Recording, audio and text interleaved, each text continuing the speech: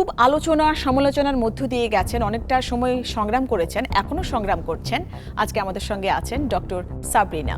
অবশেষে গ্রেফতার হলেন জেকেজির chairman doctor Sabrina. Doctor Sabrina একটি রাত ছিলেন রাজধানীর তেজগাঁও থানা হাজতে।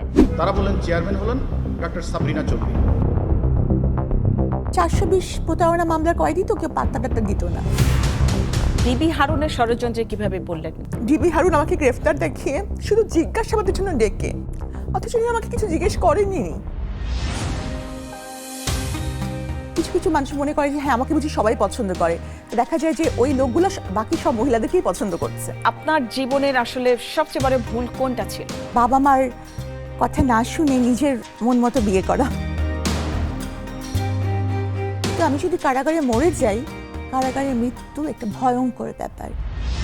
সব বাচ্চারাই জানে যে আমি কোনো অপরাধ করিনি, এটা আমার একটা বড় পাওয়া।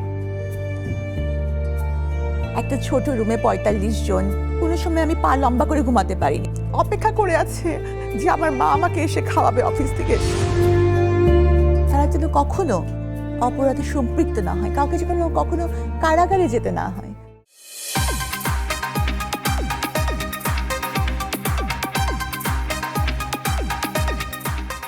সবাইকে ওয়েলকাম করছি নেক্সাস টেলিভিশনের বিশেষ আয়োজন কাট অন কাটে। আপনাদের সঙ্গে আছে আমি শারমিন দীপ্তি, এবং আজকে আমরা অতিথি হিসেবে যাকে পেয়েছি তাকে আসলে পরিচয় করে দেওয়ার মতো তেমন কিছু নেই, কারণ তাকে আপনারা সবাই চেনেন।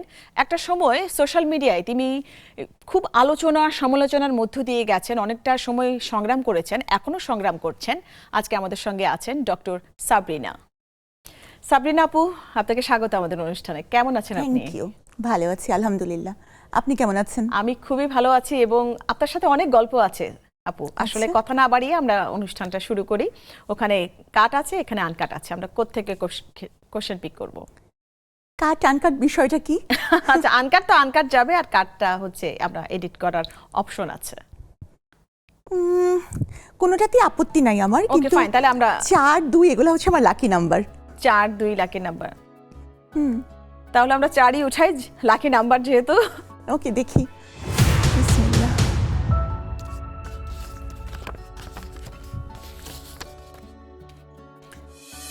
জীবনের সবচেয়ে বড় ভুল কি ছিল? আমি একটু সামারি করে দেই যে আসলে এই কোশ্চেনটা কেন রাখা হলো। যে একটা সময় আপনি অনেক সংগ্রাম করেছেন, এখনো করছেন, অনেক আলোচনা সমালোচনার মধ্য দিয়ে আপনি গিয়েছেন, আপনাকে নিয়ে অনেক ট্রল হয়েছে, হ্যাঁ এখনো হচ্ছে, কমেন্ট বক্সে গেলেই বোঝা যায়। তো আপনি কি বলবেন যে আপনার জীবনের আসলে সবচেয়ে বড় ভুল কোনটা ছিল? ভুল ত্রুটি নিয়েই তো মানুষ, সবারই ভুল হয়। তবে আমি যদি আমার লাইফকে দেখি, পিছন ফিরে দেখি, তাহলে সবচেয়ে বড় ভুল হচ্ছে যে বাবা মার কথা না শুনে নিজের মন মতো বিয়ে করা। তো যেটার জন্য আমি সাফার করেছি, মানে still I am struggling hard. তো আমি মনে করি যে এটাই আমার জীবনের সবচেয়ে বড় ভুল।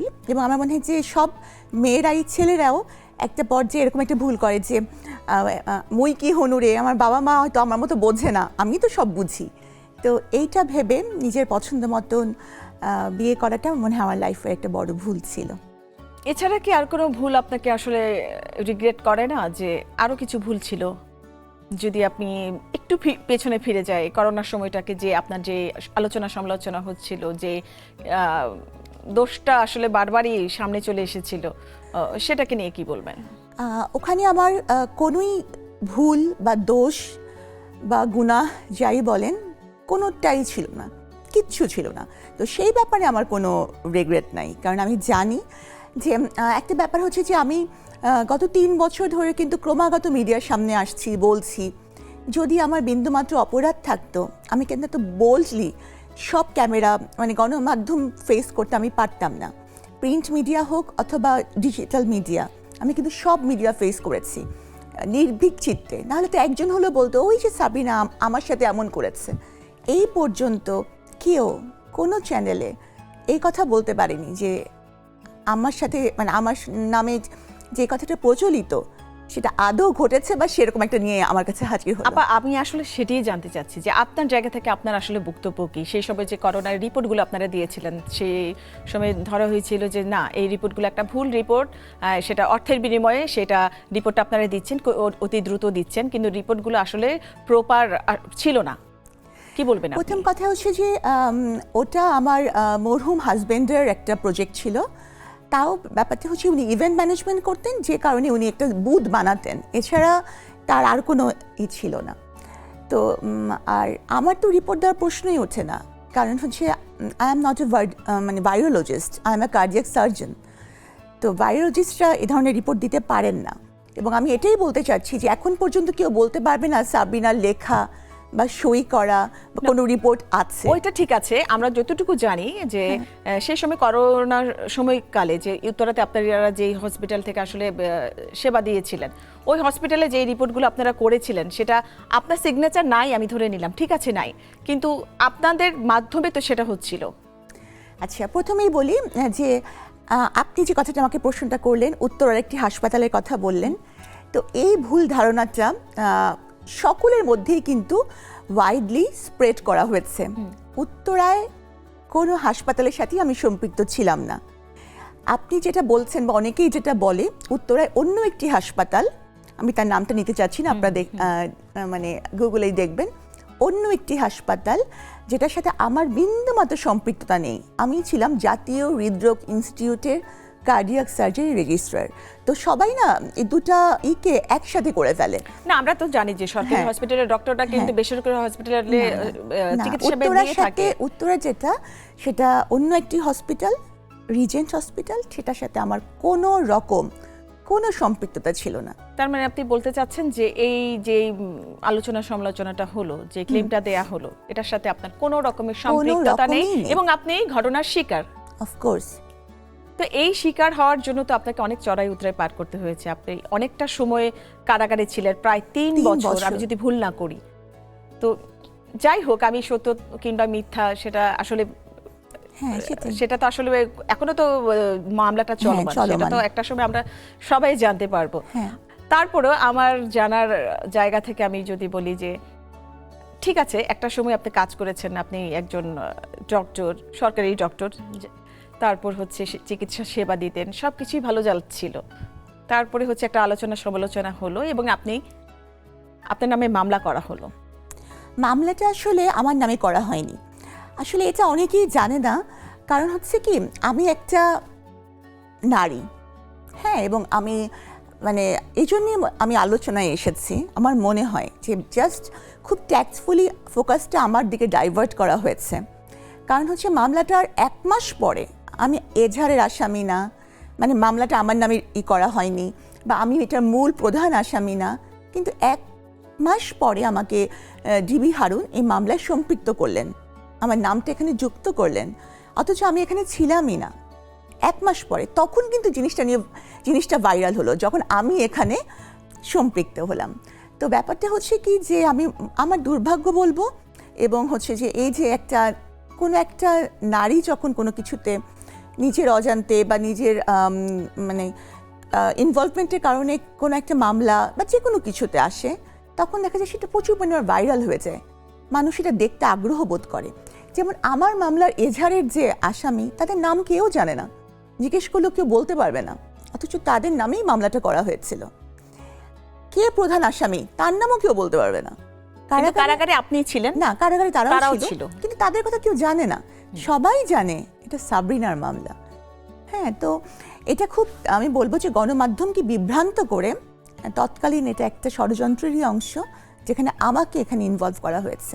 ডিবি হারুনের ষড়যন্ত্রে কিভাবে পড়লেন আর কি, এমনকি কোনো কনভারসেশন হয়েছে যে এটার আলোকে উনি আপনাকে ব্যাপারটা হচ্ছে, উনি হচ্ছে তখন এই তেজকা থানার মামলা ছিল এটা, যেটা ওদের বিরুদ্ধে করা হয়েছিল। উনি তখন তৎকালীন ডিসি ছিলেন। তো উনি 2-1 আমাকে ডেকেছিলেন, কিন্তু আমি মানে বাসায় যেহেতু আনঅফিসিয়ালি আমি যাইনি।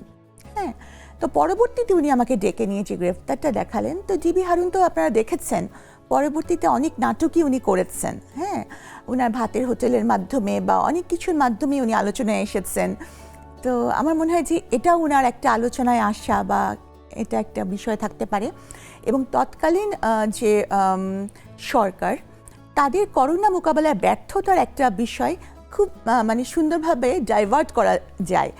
একটা মানুষ কিন্তু স্বাস্থ্য নীতি সম্পর্কে না জেনে কিছু বলতে পারবে না, না পড়ে, না জেনে, না বুঝে। হ্যাঁ, কিন্তু একটা মহিলা মানুষকে নিয়ে আলোচনা করা, তার ড্রেসটা কেমন, তার শাড়িটা কেমন, লিপস্টিক কেমন, তার কয়টা বিয়ে হয়েছে, এগুলো নিয়ে আলোচনা করা খুব সোজা, খুব সহজেই ব্যাপারটাকে অন্যদিকে পরিচালিত করা যায়। তো যাই হোক, এটা হয়েছে।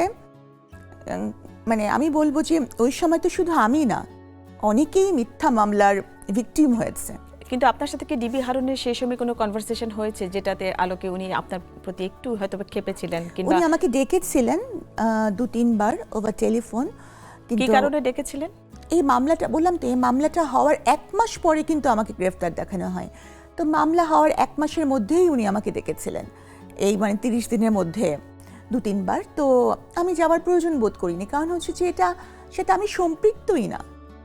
হ্যাঁ, যার মানে আমি বললাম যে যার একটা প্রজেক্ট ছিল তার সাথে আমার অলরেডি মানে we were divorced and I was staying in my parents home. তাহলে আমি কেন এটার সাথে ইনভলভ? তো এ কারণে আমি যাইনি। তো পরবর্তীতে যে কারণে মানে উনি, হতে পারে আমি জানি না আসলে, উনি যদি কখনো মিডিয়ার সামনে বা আপনাদের সামনে আসেন, তখন হয়তো জানা যাবে যে আসল ব্যাপারটা কি ছিল। কিন্তু মাঝখান থেকে আপনার 3টা বছর কারাগারে কেটেছে। হ্যাঁ, 3টা বছর, যেটা 3টা বছর অনেক সময় ফেরত সাবরিনা আপু। আসবে না। হ্যাঁ, এটা নিঃসন্দেহে বলা কারাগারের যায়। জন্য আমি বলবো যে আমার এখনো গুজবাম হচ্ছে যে এটা 3টা দিনই ভয়ানক। যাদের প্রিয়জনরা কখনো কারাগারে গিয়েছেন বা নিজে গিয়েছেন তারা বুঝবেন যে 3টা দিনই কারাগারে কত ভয়ঙ্কর। সেখানে আমি 3টি বছর। এটা আমার বলার আসলে কি বলবো, আমি বলতে চাচ্ছি না, দ্যাট হয়তো বা জানার জন্য যে কেমন ছিল সময়টা। অবশ্যই খুব কঠিন সময় ছিল। কেমন করে কেটেছে সময়গুলো? কাটতো কেমন করে? একটা দিন, 2টা দিন, কয়েক সপ্তাহ, মাস, বছর? মানে আমরা জানি যে আল্লাহ শয়তানকেও বন্দি করে রাখেন না। সেখানে একটা বন্দিত্ব, তাও বিনা কারণে, আমি যদি জানি যে আমার কোনো অপরাধ হয়নি, তো তখন এটা মানাটা খুবই কষ্ট, প্রতিটা মুহূর্ত। এবং অনেকে যারা জানেন না তারা মনে করেন ও আচ্ছা অপরাধ করেছে, জেল তো খাটবেই। কিন্তু জেলের প্রতিটা বিষয়, খাবার, গোসল, ঘুম, প্রতিটা বিষয় নিয়ে কষ্ট, চিকিৎসা, ইভেন মৃত্যু। যেমন কারাগার, মানে আমি যখন কারাগারে ছিলাম তখন আমি মানে আউট অফ ফিয়ার অনেক ওষুধ খেতাম। আমার মনে হতো আমি যদি কারাগারে মরে যাই, কারাগারের মৃত্যু একটা ভয়ঙ্কর ব্যাপার। ওষুধগুলো খেতেন আসলে কিসের ওষুধ খেতেন? যেমন আমি যদি মানে ব্লাড থিনার বা এরকম ওষুধ আমি খেতাম, যাতে হচ্ছে কি আমাকে অ্যান্টি হাইপারটেনসিভ, চাই আমি হঠাৎ করে যেন স্ট্রোক হয়ে বা এমআই হয়ে না মরে যাই। কারণ এরকম যদি হয় তাহলে পোস্টমর্টেম করা হবে, মানে জীবনটা তো যাচ্ছে কষ্টে, আবার মৃত্যুর পর কাটাচ্ছে না। তো এরকম একটা ফিয়ার থাকতো। মানে আমি বলবো যে সব প্রতিটা বিষয়ের মধ্যেই কষ্ট আর কষ্ট, না খাওয়া না। এখন সবাই বলবে যে জেল তো মানে কষ্টেরই জায়গা, কিন্তু তারপরেও অনেক সময় দেখা যায় যে এনভায়রনমেন্ট অনেকের সাপোর্টে থাকে। আপনার সময় কেমনটা ছিল? আমি তো বলবো যে যেহেতু আমাকে এখানে রাজনৈতিক একটা কারণে আমাকে ভিকটিম করা হয়েছে, তো সে কারণে তো অবশ্যই হোস্টাইলই থাকবে পরিবেশটা। তবে একটা বিষয় ছিল যে মানে যেহেতু I M A BCS cadre, যারা ক্যাডার সার্ভিসে কেউ কারাগারে গেলে তারা শ্রেণীপ্রাপ্ত হয়। তো ইচ্ছায় অনিচ্ছায় হলেও শ্রেণীপ্রাপ্তি কিছু সুবিধা, আমি বলবো না সব সুবিধা, কিছু সুবিধা তারা আমাকে প্রোভাইড করতে বাধ্য হয়েছিল। তো সেই সুবিধাগুলো তো ছিল। এছাড়া এরপর যখন লাস্টের 1 বছর আমি কিন্তু সাধারণ বন্দীদের সাথেই ছিলাম। হ্যাঁ, তো ওই সময়টা ছিল অবর্ণনীয় কষ্ট। একটা ছোট রুমে 45 জন, মানে ঘুমানোর, আমার মনে হচ্ছে কোনো সময় আমি পা লম্বা করে ঘুমাতে পারিনি। মানে আমার হাইটে যতটুকু জায়গা প্রোভাইড করা হয়, পা লম্বা করে ঘুমানো যায় না। তো সব কিছুতেই কষ্ট করেছি। তারপরে যেমন একবার আমার মা অসুস্থ হলেন, তো আমি সপ্তাহে একটা ফোন করা যায় ফর 10 মিনিটস। তো আমি ফোন করলাম, শুনলাম আমার মা আইসিইউতে আছেন। আগামী 7 দিনের আগে, মানে আমার ফোনের যখন নির্ধারিত ডেটটা আসবে, তার আগে আমার জানার উপায় নাই যে আমার আম্মা মরে গেছেন না বেঁচে আছেন।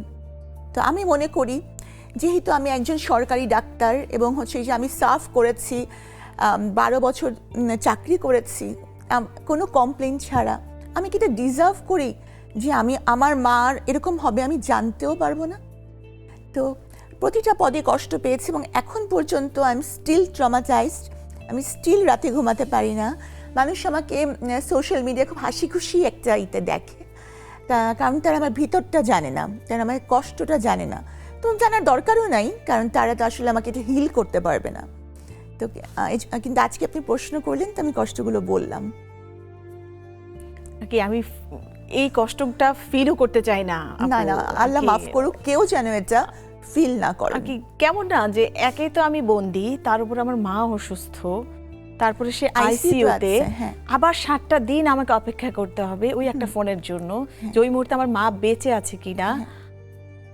এবং আমি সবসময় আল্লাহর কাছে এই দোয়াই করতাম যে যেহেতু আমি প্রথমে বলেছি আমি যে ভুল করেছি বাবা মার কথা না শুনে, তা আমি সবসময় ভাবতাম যে আমি যেন আমার ভুলটা শুধরাতে পারি, গিয়ে আমি তাদের সেবা করতে পারি, তাদেরকে দুজনকেই যেন আমি জীবিত পাই।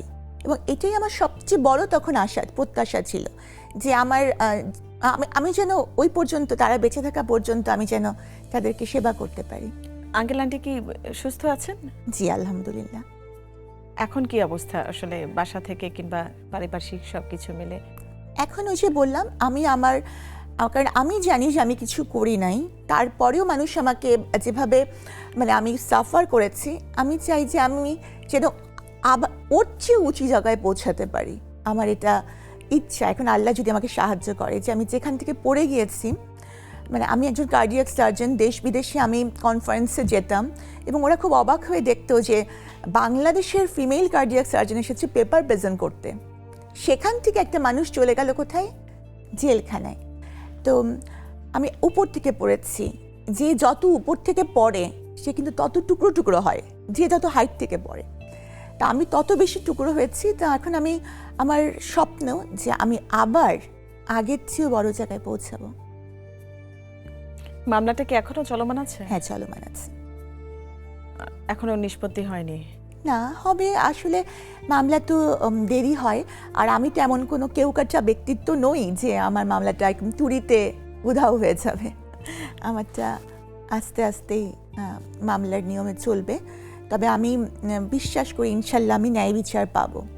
প্রত্যেকটা সময় আসলে কিভাবে কাটিয়েছেন? আপনি বলেছেন যে একটা রুমে প্রায় 40 থেকে 45 জন, সকাল সন্ধ্যা কখন হয় আসলে সেটা তো দেখার কোনো উপায় নেই। সময়টা কেমন কাটতো? যদিও খুব কঠিন সময়। ভোরের সূর্য দেখতে পেতাম, কারণ যেহেতু আমি কারা ফুলবাগানে ইনচার্জ ছিলাম, তো সকাল সকাল বের হয়েই আমাকে ফুলবাগানে পানি দিতে হতো, কোনোদিন গাছ লাগাতে হতো। তো ভোরের সূর্য দেখার সুযোগ ছিল। কয়টায় উঠতে হতো সকালে? সকালে নামাজ পড়েই ফাইল বসানো হতো, ফাইলে কাউন্ট করা হতো যে কয়জন বন্দিনী ছিল তারা আছে নাকি কেউ অসুস্থ হয়ে গেছে, কেউ মরে গেছে বা কেউ নেই, কাউন্ট করা হতো। এটাকে ফাইল বলা হয়। দুবেলা বা কোনো কোনো সময় 3 বেলা ফাইল হতো। তো এরপরেই যে যার কাজে চলে যেত। কারো অ্যাসাইনমেন্ট ছিল রান্নাঘরে চৌকা যেটাকে বলে, কারো বাগানে, কারো মেডিকেল সেন্টারে। তো আমি মেডিকেল সেন্টারে পেশেন্ট দেখতাম যেগুলো হচ্ছে যে ডিফিকাল্ট কেসেস, সেগুলো আমার ওপিনিয়ন নেওয়া হতো।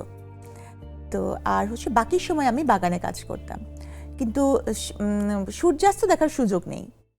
আরেকটা ব্যাপার হচ্ছে যে আমি কারাগারে যখন যে সময়টাতে যাই, খুব ভাইরাল হয়েছিলাম আমার বৃষ্টির একটা ছবির জন্য, কারণ বৃষ্টি আমার খুব পছন্দ। বৃষ্টি হলে আমি ভিজবই, বৃষ্টি হবে আর মিষ্টি ভিজবে না, এটা হতেই পারে না। তো কিন্তু কারাগারে কিন্তু বৃষ্টিতে ভেজার কোনো সুযোগ নেই এজন্য যে কারণ বৃষ্টিতে বজ্রপাতে যদি কোনো বন্দি আহত হয়, ক্ষতিগ্রস্ত হয়, তাহলে তো জবাবদিহি করতে হবে, কেউ অসুস্থ হয়ে পড়তে পারে। তো বৃষ্টিতে বৃষ্টি হলেই সব কারারক্ষীরা করতো, সবাইকে আর কি রুমে ঢুকিয়ে দিত। তো বৃষ্টিতে ভেজার সুযোগ নেই। আর চাঁদ দেখার তো সুযোগ নেই, কারণ হচ্ছে যে লক আপ হয়ে যায় 4:30 থেকে 5টার মধ্যে। প্রকৃতির কাছাকাছি যাওয়ার সেরকম কোনো সুযোগ নাই। বই পড়তেন কি? অবশ্যই, হ্যাঁ, বইটা খুব বেশি পড়তাম। কারাগারে লাইব্রেরি ছিল। আমি বেশিরভাগ সময় আমার কাজের বাইরে বাকি সময়টা কারাগারে লাইব্রেরিতে কাটাতাম। ওই সময় কিন্তু আমি প্রচুর, এমনিতেই আমি বই পড়া মানুষ, প্রচুর পড়ি। আর মানে ছোটবেলা থেকে আমি খালি পড়ি, না হলে তো আর এই পর্যন্ত আসতে পারতাম না। তো কারাগারে আমি সেটাই করতাম, খালি পড়তাম। আর একটা সুবিধাও ছিল, মানে বই পড়তে থাকলে যে অন্যদের গসিপ বা অন্যদের গালাগালি, কারাগারে মানুষরা খুব গালাগালি করে, এগুলো একটু কানে ঢুকতো না আর কি। এটাই। রাতে ঘুম হতো? রাতে আমার কখনোই ঘুম হয়নি, ইভেন আমি এখনও রাতে ঘুমাতে পারি না, মানে এমন ট্রমাটাইজড আমি হয়েছি। আর আরেকটা ব্যাপার হচ্ছে যে সবাই বলে না যে অন্ধকার কারাগার এরকম ভাবে, কিন্তু কারাগারে কিন্তু কখনো বাতি নেভানো হয় না, সব সময় বাতি জ্বলে। তো মাথার উপরে সবসময় বাতি জ্বলতো। তা আমি যে যখন কয়েদি ওয়ার্ডে ছিলাম, তা আমি ছিলাম মানে 420 প্রতারণা মামলার কয়েদি, তো কেউ পাত্তা টাত্তা দিত না।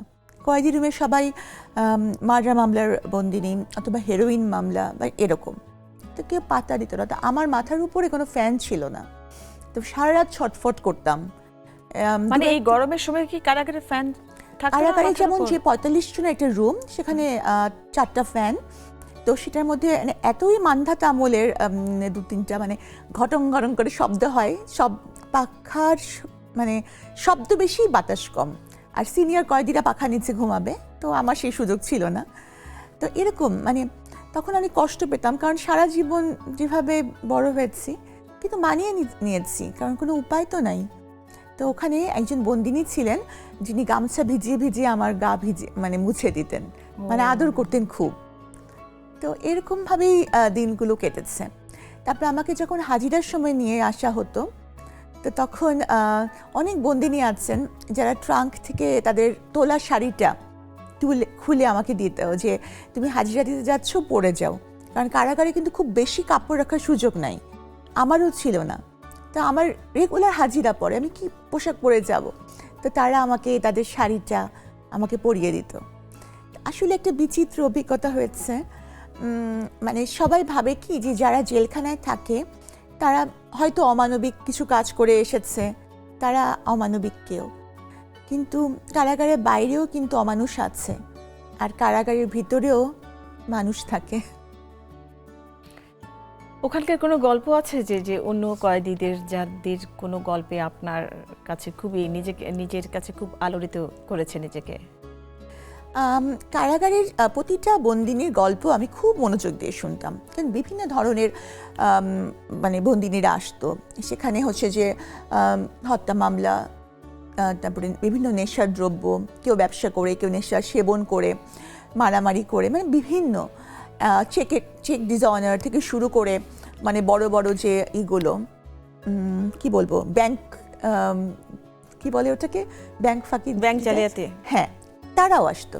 তো সবার গল্পটাই আমি শুনতাম, এবং এই কারণে আমি আমার 2টা বই বের হয়েছে, বন্দিনীর প্রথম খণ্ড, বন্দিনীর দ্বিতীয় খণ্ড, যেখানে আমি বিস্তারিত তাদের কথাই লিখেছি, বন্দিনীদের। এবং প্রতিটা কাহিনী এতটা আজব যে যেটা আমি আগে কখনো মানে এরকম যে ঘটতে পারে এটাই আমি কখনো চিন্তা করতে পারতাম না, কিন্তু ওখানে চাক্ষুষ দেখেছি। তো সেই কাহিনীগুলাই আমি আমার বইয়ে লিখেছি। কত অভিজ্ঞতা না মানুষের জীবনে, যে কতগুলো অভিজ্ঞতা আপনি পার হয়ে আসছেন, হ্যাঁ, কত জনের অভিজ্ঞতা আপনি নিতে পেরেছেন। হ্যাঁ, ঠিক। এবং এটা একটা ভালো হয়েছে যে আপনি বইয়ে লিখে রেখেছেন। হ্যাঁ, তা আমার মনে হয় যে আমার বইয়ের যে এডিটর তিনি বলেন যে একটা সময় বন্দিনী এই নারী কারাগারের বিষয়ে একটা রেফারেন্স বুক হিসেবে ব্যবহৃত হবে, কারণ নারী কারাগার নিয়ে এভাবে এত পুঙ্খানুপুঙ্খ করে কেউ কখনো লিখেনি। কারণ নারীরা তো কারাগারে গেলে সোশ্যাল কারণে এটা প্রকাশই করে না, সেখানে কারাগার সম্পর্কে এত মানে আলোচনা বিশদ কোথাও আর হয়নি। এইভাবে আমারও আসলে কারোর সাথে এইভাবে আসলে বসা হয়নি যে এরকম অভিজ্ঞতার আলোকে, যে আমারই আসলে জানতে ইচ্ছে করছে ওখানকার খাবার দাবার কেমন ছিল। আচ্ছা, ওখানকার খাবার হচ্ছে রুটি, লাল আটার রুটি, তো একেবারে মানে আটাটা আমাদের একটু বালি বালি থাকতো, ঝেড়ে খেতে হতো, আর সবজি, আর সপ্তাহে 2 দিন খিচুড়ি। খিচুড়ি মানে কিন্তু আবার এটা না যে মানে পোলাওয়ের চাল এরকম কিছু, খিচুড়ি মানে হলুদ ভাত। আচ্ছা আচ্ছা, আর হচ্ছে যে দুপুরবেলা দেয়া হতো ডাল, সবজি, ভাত, আর রাতের বেলা হচ্ছে ডাইট বলা হতো মাংস বা মাছের টুকরো। তো মাংসের টুকরাটা ঠিক সেই ব্রিটিশ আমল থেকে নির্ধারণ করা গ্রামস হিসেবে, যে মানে এরকম একটা লুডুর ছক্কার মতন, লুডুর ছক্কা আছে না, সেই ছক্কার মতো এক টুকরো মাংস, দু টুকরো মাংস লুডুর ছক্কার মতন। এখন যার ভাগ্য ভালো সে মাংস পায়, যার ভাগ্য খারাপ সে তেল বা চর্বি বা হাড্ডি পায়, এরকম আর কি। তো ওটা দিয়ে এইভাবেই চলেছে জীবন 3টা বছর। এমন অনেক কয়েদি আছে যারা দীর্ঘদিন ধরে জেল খাচ্ছে, তারা একটা ডিম মানে চোখে দেখে না, একটা ডিম হাতে নিয়ে দেখবে শুধুমাত্র ঈদের সময় ছাড়া বা কোনো উৎসব, পহেলা বৈশাখ বা এরকম কোনো উৎসব ছাড়া। তো কারাগারে মানে একটা কথা আছে না যে ধর্ম যার যার উৎসব সবার, কারাগারে ঠিক এই ব্যাপারটার বাস্তব প্রতিফলন।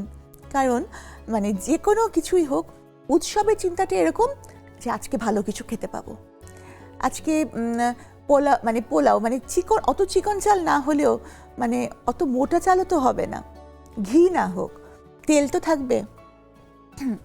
তো সবার মাথায় একটাই চিন্তা থাকতো যে আজকে ভালো কিছু খেতে পাবো। ইভেন আমারও মানে আমিও এটা ভাবতাম যে আজকে একটু মোটা চালের বদলে চিকন চাল পাবো। এটা তো আসলে একটা নিজেকে শুধরানোর জন্য, আচ্ছা ঠিক আছে, নিজেকে শুধরানোর জন্য একটা জায়গায় নির্দিষ্ট করা, সেখানে থাকতে হয়, তাই বলে খাবারের মানটা এটাই থাকবে যে একটা ডিমও খেতে পারবে না শুধু ফেস্টিভ্যাল শুধু ছাড়া? রমজানের সময় যারা রোজা রাখে তাদের জন্য একটা করে ডিম বরাদ্দ থাকে। হ্যাঁ, তো আমি দেখতাম যে অনেকেই রোজা না রেখেও বলতেন একটা ডিম খাবেন, যে আমি রোজাদার। তো আসলে জীবনের মানে মানুষ কিন্তু সব জয় করতে পারে, কিন্তু খিদে জয় করতে পারে না।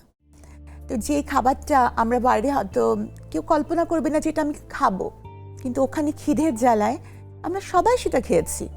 এবং বিভিন্ন অনেকে ভাবে না যে কারাগারে, অনেক একটা ভুল ধারণা আছে যে কারাগারে বলছি টাকা দিলেই সব হয়, এরকম কিন্তু অনেকেই ভাবে, কিন্তু এটা কিন্তু আসলে সত্যি না। আমার মনে হয় যে এই ধরনের ধারণা মানুষকে অপরাধে আরও প্রবৃত্ত করে, যে কারাগারে সবই পাবো। আসলে না, কারাগারটা কষ্টের জায়গা। তো যারা অপরাধ করে, আমার লেখার উদ্দেশ্য এটাই যে তারা যেন কখনো অপরাধে সম্পৃক্ত না হয়, কাউকে যেন কখনো কারাগারে যেতে না হয়। কি বলবো, আমার কিছুই বলার নেই। আমি শুধু ভিজুয়ালটা দেখছি যে ওই সময়টা কেমন ছিল, মানুষ। তারপরে যেমন গোসলের কথা বলি, দুটা চৌবাচ্চা, খুব বড় সাইজের নয়, যে এই সাইজেরই চৌবাচ্চায় 1000 জন বন্দিনী গোসল করে। কোনোদিন ময়লা পানি আসে, তখন শাড়ির আঁচল দিয়ে ছেঁকে সেই পানিটা দিয়ে গোসল করতে হয়। আর কোনো দিন ভালো পানি আসে, মানে মাটির নিচ থেকে পানিটা আসে। তো সেখানে সবাই মানে ওখানে কোনো লজ্জা বা কিছু এগুলো রেখে, কিন্তু ওগুলো সব শালীনতা, এগুলো সব থাকে হচ্ছে যে মানে কি বলবো, বাইরের লোকের আলমারিতে। কারাগারের কোনো আলমারি নাই, তো ওখানে সব কিছুই মেনে ওভাবেই থাকতে হয়। এমনও হয়েছে। মশা কেমন ছিল? আমরা তো দেখা যায় যে, আমি তো কাশিমপুরে কারাগারে, নারী কারাগার তো কাশিমপুরে, তো কাশিমপুরে মশারা খুব বিখ্যাত মানে হচ্ছে তারা একটু চড়ুই পাখি সাইজের মতন মশা, মানে এতই বড় মশা। তো গরমের জন্য কম্বল দেয়া যায় না, আবার কম্বল সরালে মশা কামড়ায়। আর কারাগারে কিন্তু সব 14 শিক, মানে আটকানোর ব্যবস্থা নেই, ইটস ওপেন, তো মশা আসবেই। এখানে আপনার কোনো কিছু কয়েলেরও ব্যবস্থা নেই, বা আপনি স্প্রে করবেন সেই ব্যবস্থাও নেই, মশার কামড় খেতে হবে। আর একটা পর্যায়ে মশার কামড়ে খুব অভ্যাস হয়ে যায়। আমার যেমন আগে তেলাপোকা দেখলে ওরে বাবা, তেলাপোকা বা টিকটিকি দেখলে ওরে বাবা কেমন ভয়, কেমন লাগে না, গা কেমন, মানে সরীসৃপ দেখলে। ওখানে কারাগারে গিয়ে এখন আমার পোকামাকড়ে কোনো অসুবিধা হয় না, তেলাপোকা হেঁটে যাবে স্বাভাবিক, মশা কামড়াতে থাক, কয়টা মারবো, এরকম। তো সব কিছুর মানে সব প্রতিকূলতার সাথে ফাইট করে আমি যে আছি এবং আমি বন্দিনীদেরকে নিয়ে কাজ করছি, তো আমার উদ্দেশ্য এটাই দুটা। একটা হচ্ছে যে বন্দিনীদের যেমন রিহ্যাবিলিটেশন করা, ঠিক সেরকম মানুষকে বোঝানো কষ্ট হয়, তোমরা কেউ অপরাধে জড়িত হয়েও না। আমি ভাবছি কি সাবরিনা, আপনার কথাগুলো শুনে, যে ভুল ত্রুটি যাই হোক না কেন, হ্যাঁ, কারাগারের পরিবেশ, কারাগারে থেকে নিজের যে উপলব্ধি, যেটা বলছেন, আমরা তো মশারি না টাঙালে ঘুমাতেই পারি না। হ্যাঁ, আমি বিস্মিত হয়েছি, শুধু আপনার দিকে তাকিয়ে আছি। এরকম কঠিন কথাগুলো, এরকম কঠিন বাস্তবতাগুলো, কঠিন সময়ের গল্পগুলো আপনি অকপটে হেসে বলছেন। হ্যাঁ আর কি, এটা নিঃসন্দেহে আপনি আসলে নিজেকে এমনভাবে শক্ত করে ফেলেছেন, এত পাথর হয়ে গেছেন, এখন কোনো কিছুতেই কিছু যায় আসে না। ওই যে তেলাপোকার কথা বললাম না, আমরা তো খাবারে একটা চুল পড়লেও সে খাবারটা খেতে চাই না, যে চুল, অথচ চুল আমরা কত মূল্যবান শ্যাম্পু কন্ডিশনার চুলে দেই। অথচ এমন হয়েছে, ভাত আছে, সেহরিতে ভাতটা খাবো, দেওয়া হয়েছে, ওটার উপর দিয়ে একটা তেলাপোকা হেঁটে গেল, অবলীলায় ওই ভাতটুকু ফেলে দিয়ে, হেঁটে যাওয়া ভাতটুকু ফেলে দিয়ে বাকি ভাত খেয়েছি। তো একই পাত্রের, কোনো অসুবিধা হয় না, খেতে তো হবে, খাবো কি? এটা তো আর কোনো হোটেল না যে আমি একটা অর্ডার দিলাম ফুড আসবে, অথবা কোনো দোকান না যে আমি অর্ডার করে আবার ফুড আনাতে পারবো। কারাগারে এমন কোনো নিয়ম নেই, আমরা হয়তো, আমি জানি না আমি ভুল বলছি কিনা, ফ্যামিলি থেকেও খাবার হয়তো বা মাসে একবার কিংবা এরকম আমি যখন যে 3 বছর ভিজিট করা হয় ছিলাম, তখন নিয়ে যাওয়া যায়। আমি যে 3 বছর ছিলাম, ওটা তো করোনাকাল, আমি করোনাকালে এই সিস্টেমটা একেবারেই উঠে যায়।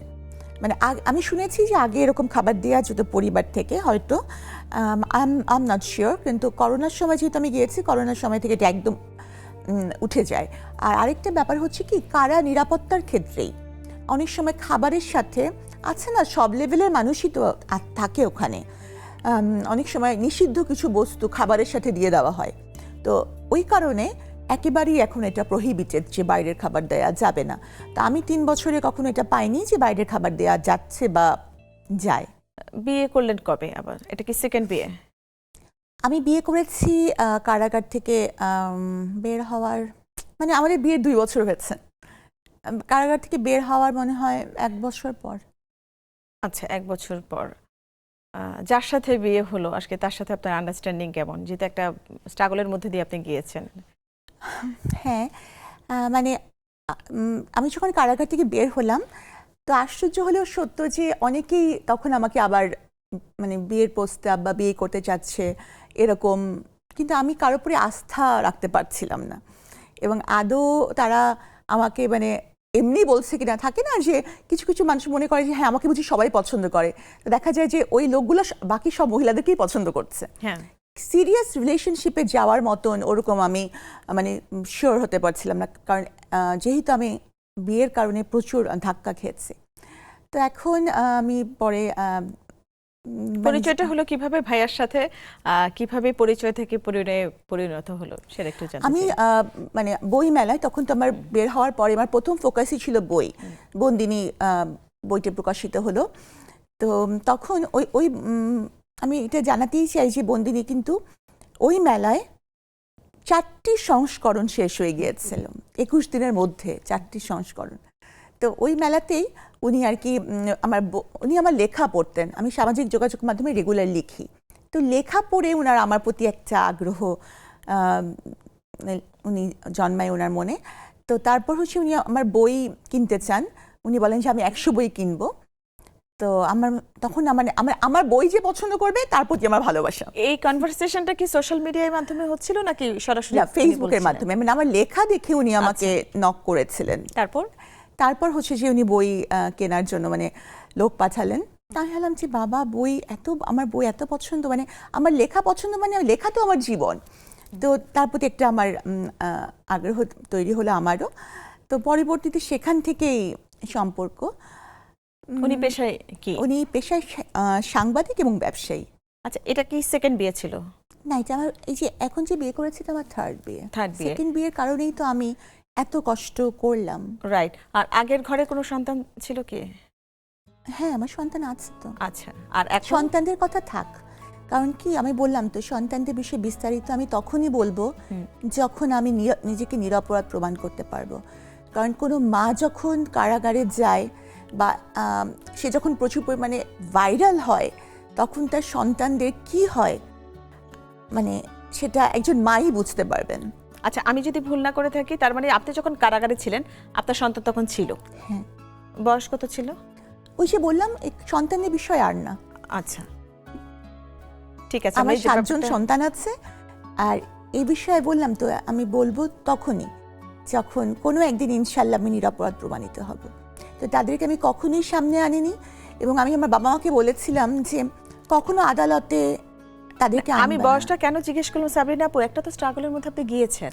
হ্যাঁ, আমি আপনার মায়ের অসুস্থতাই আমার কাছেই মেনে নিতে কেমন লাগছে, মানে আমি গল্পটা শুনে আমি ছটফট করছি যে আমার মা আইসিইউতে। তো সেই সময়কার সন্তান যদি থাকে, তার বয়স কত, সে যদি ছোটও থাকে, তো একটা ছোট। মায়ের, আমিও তো মা, একটা মা হ্যাঁ। হয়ে সেই আসলে তার মানসিক অবস্থাটা কেমন দাঁড়ায়। এটা বলার ভাষা আমার নাই। এবং ওই যে বললাম, যখন আমি আমার আমি আসলে এটা বলতেই পারবো না, এটা বললে আমি আর নিজেকে আমি আটকেই রাখতে পারবো না। আপু, আপনার নিজেকে আটকে রাখা লাগবে না, আমাদের এই শোতে আপনি প্রাণ খুলে কথা বলেন সাবরিনা আপু, হয়তো বা অন্য তো শোতে আমি এমনটা হবে ওই না। যে বললাম যে তাদেরকে আমি কখনো বলেছি যে তোমাদেরকে কারাগারে তো দেখতে আসার প্রশ্নই ওঠে না, কখনো আদালতেও নিয়ে এসো না, কারণ একটা মা কাঠ গড়ায়। হ্যাঁ, এমন যদি হতো যে আমি কোনো ব্যবসা করছিলাম এরকম কোনো, বা এমন হতো যে আমি কোনো নেশার কোনো দ্রব্য কখনো, মার্ডার কেস তেমনটা তাও না। হ্যাঁ, তারপরে অথবা আমি জীবনে একটা নেশার দ্রব্য সিগারেটও কখনো হাত দিয়ে ধরে দেখিনি। তো এরকম যদি আমি হতাম তাহলে তার মাকে, কিন্তু একটা মা তার কাজ করার পিছনে এটা কোনো সন্তানের জন্য কত বড় ট্রমা, কি দেখে সে বড় হবে।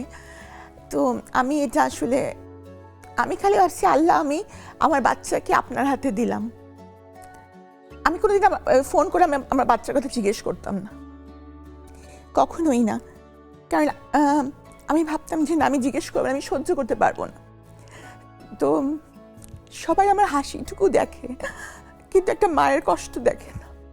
আমিও দেখাতে চাই না, কারণ কারোর কাছ থেকে করুণা নেওয়ার ইচ্ছা আমার নাই। আমি যেভাবে ফাইট করছি সেভাবে ফাইট করে চলতে চাই। আমি কারো করুণার পাত্রী হতে চাই না, আমার বাচ্চাদের কাছেও না। তবে আমার সব বাচ্চারাই জানে যে আমি কোনো অপরাধ করিনি, এটা আমার একটা বড় পাওয়া। চশমা দিয়ে ঢেকে রাখি চোখের পানি না। আপা, আসলে আমি কি বলবো, যে আমি মা তো আমরা, তাই না? আসলে এই গল্প শুনে তো আমার কাছেই খুব খারাপ লাগছে, আমি আমাকে আটকে রেখেছি। আমার মনে হয় কি সাবরিনা আপু, আপনি যেই সংগ্রামটা করেছেন, আপনার শাস্তি আর কি হতে পারে? এর চাইতে বড় শাস্তি কিন্তু আপনি পেয়ে গেছেন। আমি ফিল করতে চাই না, আসলে আমি ইমোশনাল হয়ে যাচ্ছি, আই এম সরি।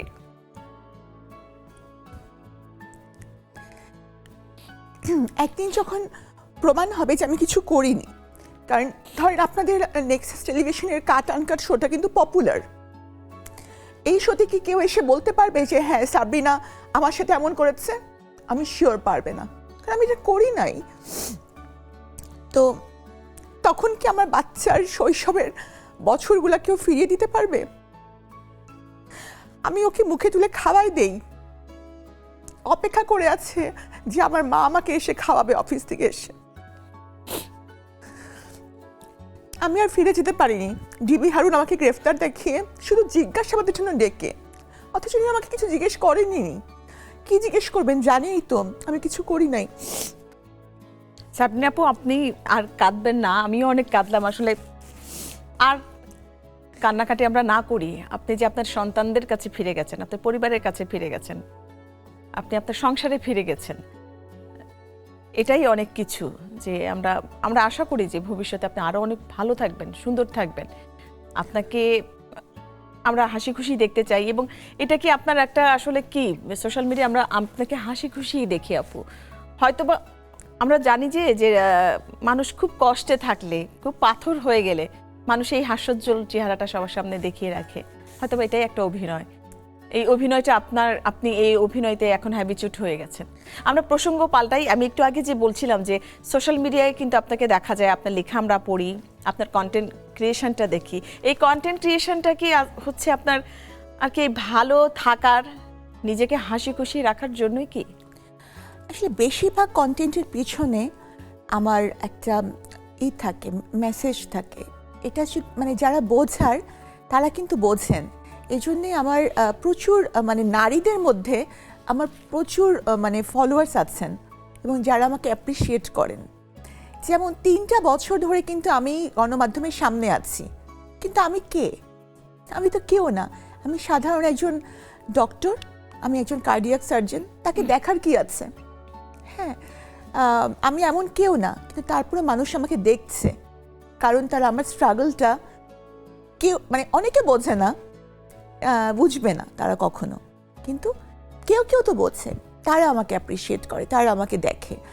তো একটা দিন আমি হচ্ছে যে মানে মানুষ আমাকে দেখে শিখবে যে অনেকে আছে না, অনেক কষ্ট, সামান্য কষ্ট পেয়েছে, ধরে নিলাম স্বামী পরকীয়াই করেছে, ধরে নিলাম, এতে কি করলো, স্ত্রী মনে করলো তার জীবন বৃথা, সে আত্মহত্যা করতে চলে গেল। কিন্তু আসলে দেখেন কত কষ্ট পাওয়ার পরেও মানুষ বেঁচে থাকে, মানুষ ফাইট করে।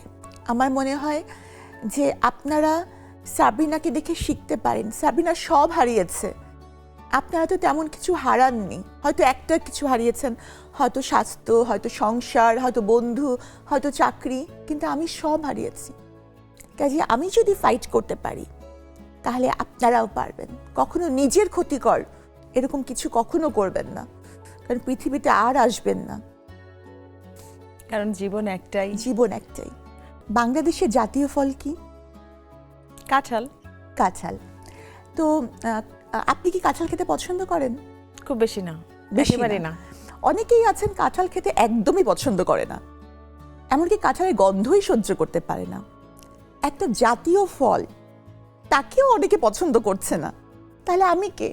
আমাকে অনেকে পছন্দ নাই করতে পারে, সমালোচনা করতেই পারে, মানে আমাকে যে সবাই পছন্দ করবে এটা ভাবার কোনো কারণ নেই। তবে গঠনমূলক সমালোচনা হলে, যেমন হচ্ছে যে মানে আমার ইনহেরিটেড আমার ভয়েসটা একটু বাচ্চা বাচ্চা টাইপের, তো অনেকেই বলে ন্যাকামি করে বলছে, বা কিন্তু আসলে না, আমার মায়ের গলার স্বরও এমন, আমার বোনেরও এমন। তাহলে এখন আমি মানে কি মানে নিজে থেকে একটু ভারী কি করে কথা বলার চেষ্টা করি, মানে তাদের সমালোচনাটার কারণে আমি একটু গলাটা মোটা করে কথা বলার চেষ্টা করি, মানে কাজে লাগাই তাদের সমালোচনা। তো আমি মনে করি যে একটা মানুষ যখন আপনাদের সামনে আছে, তার দোষ থাকবে, মানে গুণ থাকবে, দোষগুলো মিলিয়েই মানুষ। তবে কতটুকু আমি তার কাছ থেকে নিতে পারছি, তার জীবন দিয়ে আমি কি শিখতে পারছি, দ্যাটস ভেরি মাচ ইম্পর্টেন্ট। না, আসলেই তাই, যে একটা মানুষকে সবাই যে পছন্দ করবে তা না, আর না করলেও বাকি করতে হবেই কেন? এত কেন ভাই আমাদের হয়তো এত ইমোশনালও বা কেন হতে হবে, যদিও আমরা ইমোশনাল। হ্যাঁ, এবার একটু ভিন্ন প্রসঙ্গে যাই। হ্যাঁ, ডক্টর সাবরিনা কি রাজনীতিতে আসবেন কিনা, কিংবা করার ইচ্ছা আছে কিনা সামনে? অনেকেই তো করছে না এখন। আমি তো আসলে আমার পারিবারিকভাবে আমি রাজনীতি, মানে আমার পরিবারের রাজনীতি আছে। আমার যে দাদি, উনি 4বারে বিএনপির এমপি ছিলেন, এবং আমার আপন চাচা বিএনপির এমপি ছিলেন। নামগুলো কি? দিনাজপুর 1 আসনের। আমার চাচার নাম রেজা হোসেন, আর আমার দাদি ওনার নাম খালেদা রাব্বানি। তো এই হিসাবে রাজনৈতিক একটা মতাদর্শ তো এমনিতেই সবার থাকে, তা আমারও আছে। আর বিশেষ করে বেগম খালেদা জিয়াকে আমি ছোটবেলা থেকেই খুব পছন্দ করি। মানে তখন রাজনীতি বুঝতাম না, কিন্তু এতটুকু বুঝতাম উনি অসম্ভব সুন্দরী। থাকে না যে বাচ্চাদের মাথার মধ্যে একটা, যে এত সুন্দর কেন? আপনি তো সুন্দরী, আপনি তো অনেক সুন্দরী। তো আমি যখন মানে পরবর্তীতে উনি যেভাবে বসেন, যেভাবে সানগ্লাস পরেন, যেভাবে উনি সংসদে বসতেন, পরবর্তীতে আমি সেটা ফলো করতাম। তো ওনার তো একটা আলাদা স্টাইলই ছিল ওনার। আমি যদি একদম। শাড়ি নিয়ে বলি, উফ। এত চমৎকার চমৎকার সুন্দর সুন্দর কালারের শাড়ি পরতেন। হ্যাঁ, এবং ওনার ব্যক্তিত্ব, কথা বলার যে একটা স্টাইল, মানে অসম্ভব ভালো লাগা। আর এবং শেষ মুহূর্তে যেটা উনি, মানে ওনার প্রতি আমাকে আরও ইনক্লাইন করেছে কি জানেন, আমি যেমন বন্দিনী, উনিও কিন্তু বন্দিনী। হ্যাঁ, এই বন্দিনী বিষয়টা, এবং আমি যেমন আমার বাচ্চাদের জন্য প্রতি মুহূর্তে কেঁদেছি, আমার কান্না কাউকে দেখাতে পারিনি, উনিও কিন্তু ওনার সন্তানদের জন্য কেঁদেছেন, যেটা উনি কাউকে দেখাতে পারেননি। তো এই বন্দিনী পরিচিতার কারণে আরও অ্যাটাচমেন্ট ফিল করি। তবে রাজনীতিতে আমি এই মুহূর্তে যে আছে না নমিনেশন কেনা বা আমি মনে করি না যে আমি ওই লেভেল পর্যন্ত গিয়েছি, কারণ 17 বছর কেউ আমাকে মাঠে তো দেখেনি। হ্যাঁ, আমি সাফার করেছি বিএনপি পরিবারের মেয়ে হওয়ার কারণে, আমার বাবার প্রমোশন হয়নি, বা মানে এরকম অনেক কিছুই ঘটেছে, আমার প্রমোশন হয়নি। তো কিন্তু অ্যাক্টিভলি মাঠে দেখা এটা কিন্তু আমাকে কেউ দেখেনি। তো এই কারণে আমি চাই না যে আমি নমিনেশন কিনবো আর সবাই আমাকে নিয়ে বিতর্ক। এমনিতে তো সাবরিনাকে নিয়ে কিছু বললেই ভাইরাল। হ্যাঁ, তা আমি চাই না যে আমাকে নিয়ে বিতর্ক হোক, এবং সর্বোপরি আমার দলকে নিয়ে বিতর্ক হোক। তো যখন মানুষ আগামী 5 বছর আমাকে মাঠে দেখবে, কাজে দেখবে, তখন আমার ইচ্ছা যে আমি নির্বাচন করব, বাহ, তার মানে ইন ফিউচারে নির্বাচন করার প্ল্যান আছে ইনশাল্লাহ। সাবরিনা, আমরা অনুষ্ঠান একেবারে শেষ প্রান্তে। আসলে খুব সাবরিনা খারাপ লাগছে, কিন্তু আমার মনে হচ্ছে কেন অনুষ্ঠানটা শেষ হয়ে গেল। কেমনে আমারও তো শেষ মনে হলো? হচ্ছে যে এক পর্বে আপনার গল্পগুলো উঠে আসবে না, না। আরো কয়েকটা পর্ব আসলে ধারাবাহিকভাবে আমাদের করতে হবে। আপনার জন্য অনেক শুভকামনা থাকবে। সাবরিনা শুধু একজন চিকিৎসকও না, একজন মা, একজন স্ত্রী, একজন একজন- বন্দিনী এবং একজন ফাইটার। একজন কন্যা এবং ভবিষ্যতে একজন রাজনীতিবিদ। আমরা চাই আপনি যাই হোক না কেন, সত্য মিথ্যা, আমরা চাই আপনি সুন্দরভাবে জীবন কাটান, আপনি আবারও আমাদের মাঝে ফিরে আসেন, আপনার সন্তানদের মাঝে ফিরে এসেছেন, আবারও আপনি স্বাভাবিক জীবন যাপন করেন। যদি আপনি বলেছেন যে খুব ট্রমার মধ্যেই আপনি থাকেন, আসলে এই ট্রমাটা হয়তো বা সারা জীবনই আপনাকে বয়ে বেড়াতে হবে। তারপরেও যে আপনি হাল ছাড়েননি, আপনি যেটা বলছিলেন যে আপনাকে দেখেও মানুষ শিখবে, সেই শক্তিটা নিয়ে আপনি আসলে সামনের দিকে এগিয়ে যান। অনেক অনেক শুভকামনা থাকবে আপনার জন্য। অনেক ভালো অনেক থাকবেন। ধন্যবাদ আপনাকে। খুব ভালো লাগলো আমার মানে এত অ্যাটাচ ফিল করেছি আপনার সাথে এই শোটাতে এসে, এবং আপনার চোখের পানি আমাকে আবার কাঁদিয়ে দিয়েছে। না না সাবরিনা, আপনি কাঁদবেন না, আপনি আগামী দিনগুলোতে আপনি শুধু হাসবেন আর হাসবেন। অনেক অনেক শুভকামনা আপনার জন্য। Thank you so much. দর্শক, আজকে অনেক গল্প হলো। আসলে সাবরিনাকে আমরা যেভাবে দেখি, ডক্টর সাবরিনাকে, আসলে তার নিজস্ব অনেকগুলো গল্প আমরা এই শোয়ের মাধ্যমে জানলাম। আমি বারবারই বলছি যে সত্য মিথ্যা যাই হোক, ডক্টর সাবরিনা কিন্তু হয়তোবা তার শাস্তিটা পেয়ে গেছেন। একজন মা তো উনি, একজন সন্তান, কারো কন্যা, কারো স্ত্রী। আমরা চাই না কারো জীবনে এরকম দুর্বিষহ হোক। আমরা চাই আমরা সবাই মিলে সুন্দরভাবে এই পৃথিবীতে বেঁচে থাকতে। সবাইকে আবার অনেক শুভেচ্ছা, বিদায়।